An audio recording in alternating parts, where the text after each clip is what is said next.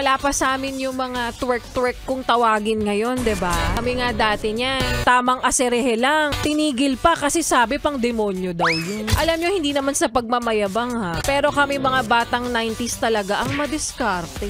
Bakit kamo? Eh kayo, kapag wala lang kayong pandikit, iiyak-iyak na kayo. Oh my God, I lost my pen! O kami, madiskarte kami. Hindi rin nga again sa pagmamayabang. Kaming batang 90s nakakagawa kami ng project kahit kanin lang ang pandikit. At saka yung mga bata kasi ngayon, di ba, yes, friend? Ang lalakas ng magyosi, no?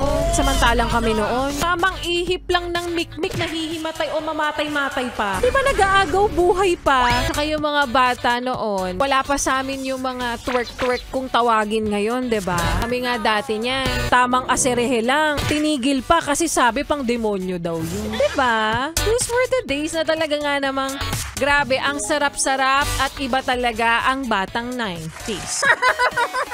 Napayes ka ba sa napanood mo, yes friend? Alam mo na ang gagawin mo, ha? Hit like and subscribe. And click the notification bell para ma-update ka namin. Kung gusto mo, mag-comment ka pa. Hindi ka namin iisnabin. Go, yes, friend!